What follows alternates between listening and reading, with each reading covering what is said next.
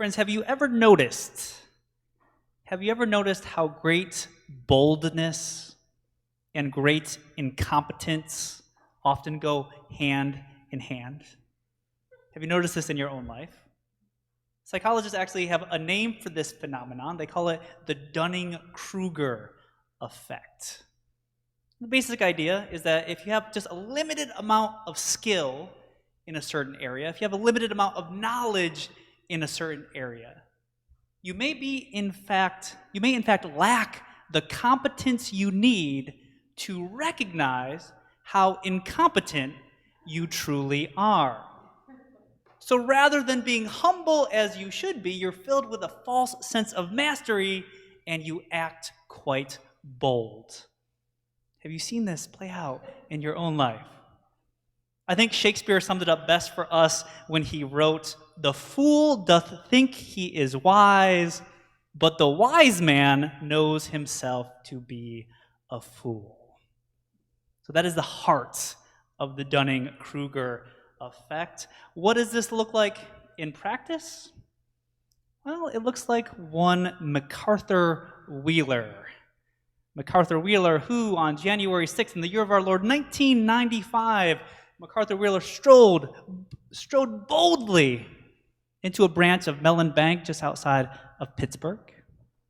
He sauntered confidently up to the counter, and there in the broad light of day, he fearlessly brandished a semi-automatic pistol and demanded that the teller give him money. After being given about $5,200, he then moseyed nonchalantly out of that branch of Mellon Bank, hopped in his car, drove down the road a little ways, and robbed another bank in similarly brazen fashion. Now, if you and I, if we were going to rob a bank, hypothetically it goes without saying, although we are looking for some fundraising ideas.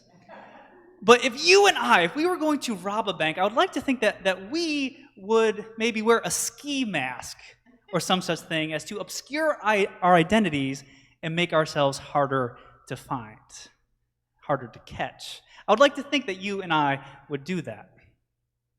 Oh, but it was not so with MacArthur Wheeler. No. He did not wear so much as a yarmulke in order to obscure his identity. Such that, later that night when they played the cameras, the bank's security footage camera on the local news, somebody called the police within minutes of it being aired, identifying who he was. So why would he do that? Why would MacArthur Wheeler act so brashly? Well, MacArthur Wheeler knew this. He knew that lemon juice is sometimes used as an invisible ink. Did you know this? So you take lemon juice, you take a Q-tip, you use it to write on a piece of paper, and once it dries, it's invisible, but if you hold it up to the light, you can see the message. I actually have a little bit of a demo here for you. Hate to pass up this opportunity.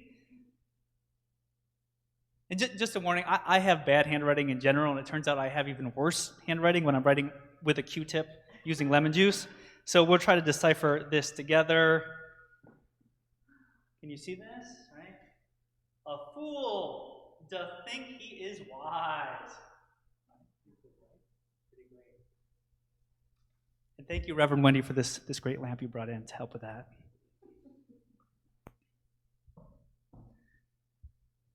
So knowing this little factoid about lemon juice, having just this little bit of knowledge, here is what MacArthur Wheeler did, and I'm not making this up. There's court documents documenting that he did this. Before he went into the bank, he rubbed lemon juice all over his face in the conviction that doing so would mask his face from the video cameras there in the bank. He even claims to have successfully practiced this at home. He rubbed the lemon juice on his face and he used a Polaroid camera apparently to try to take a picture of himself. And he says that his face did not appear on it, although knowing what we know about him, one must wonder if he was even pointing it in his own general direction.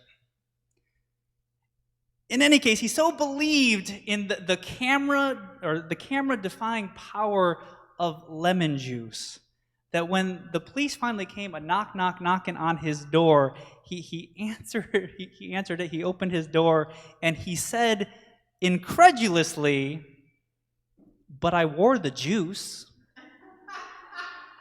But I wore the juice. Yes, indeed, boldness and incompetence often go hand in hand. That is the essence of the Dunning-Kruger effect. And while it is easy to pick on and poke fun at MacArthur Wheeler and his inordinate faith in the power of citrus, it is a much harder thing to do for us to first recognize and then to admit that we too fall prey to the Dunning-Kruger effect in our own lives and even on a daily basis, if not to the same extent. So for instance, if you have a driver's license, research tells us that you believe that you are an above average driver. Right? It's not you that's the problem out there on the streets of Greater Boston. It's all the other jabronis around you driving recklessly, but you believe that you are an above average driver. And yet, if we were to walk out of this church building right now, line our cars right up next to each other and compare them, we would see, adjusting for age, that some cars have a lot more scratches, dents, and dings in them than others. Because statistically speaking, it is not possible for us all to be above average drivers. And the truth is, some of us are so bad at driving that we actually believe that we are great drivers. That is the Dunning-Kruger effect at work.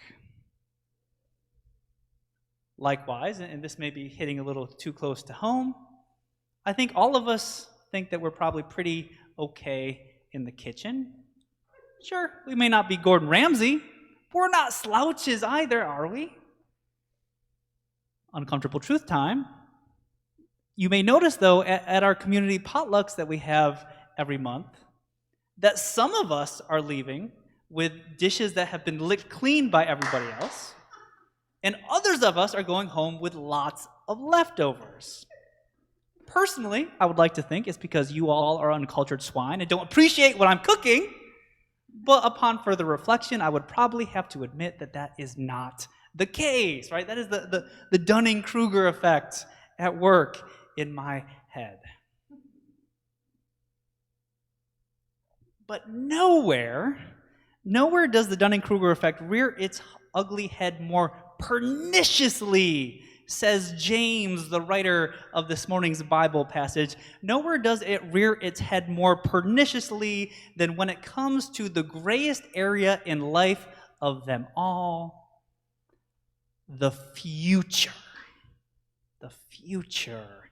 You can make all the bold plans you want for the future, says James. You can scheme, you can devise all sorts of rackets for how you're going to rake in the dough. You can brag about how you are going to be the next big thing. But the fact of the matter is, he says, the only reason you are talking so boldly about the future is because you are incompetent as to the true nature of human life. Bold words, James. He comes out swinging this morning. So what is the true nature of human life? Well, says James, human life is like mist. Or other translations put it, human life is like vapor. Or other translations put it, human life is like smoke. But no matter what translation you're reading, the idea there is the same. And the idea there is that human life, it hangs in the air for just a second, for just a moment. and then it's gone.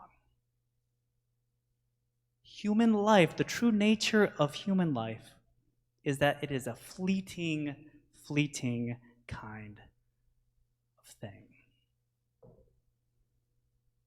So in other words, and as much of a gut punch as this may come across as, what James is getting at is that you can scheme and brag and worry about the future all you want, but you very well might not wake up tomorrow morning. Mincing no words, that is what James is driving at in this morning's passage.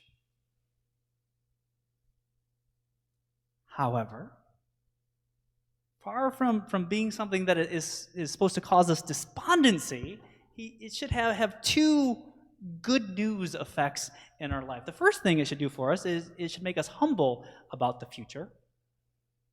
And the second thing it should do for us is it should heighten the importance of the present moment. We may not know what tomorrow holds, but we know what is right and what is good to do today. And what's more, we should have a lot of competence in this regards, because here in a Christian church, we believe that God has been yammering on and on about these things for thousands and thousands and thousands of years. So much so that James even goes so far as to say that to neglect to do these good things that we all know are good is to actively fall into sin. Love your neighbor right now. Care for the poor today. Extend forgiveness this moment. Fight for the powerless post haste. Reject racism, protect the environment, embrace diversity, love God, take a nap, have a glass of wine, enjoy this life right now, today, because tomorrow is not a guarantee for any of us. No, it is not. So, friends, what I'm trying to say this morning is go out. Be humble. And if you're going to be bold about anything, be bold about those things that we really know in our heart of hearts are good things, are right things. And along the way, if life hands you lemons, for the love of Jesus, maybe just make lemonade. Amen.